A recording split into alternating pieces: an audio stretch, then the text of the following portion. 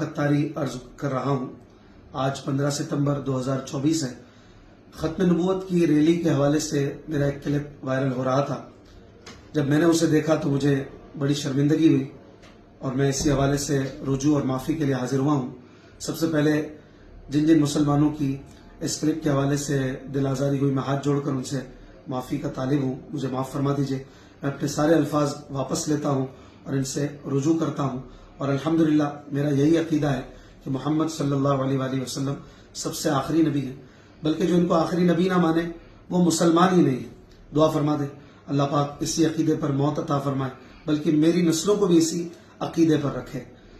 ایک بار پھر آخر میں ہاتھ جوڑ کر، پاؤں پکڑ کر، انتہائی لجاجت کے ساتھ، شرمندگی کے ساتھ میں مسلمانوں سے جن کی دل آزاری ہوئی معافی کا طالب ہوں۔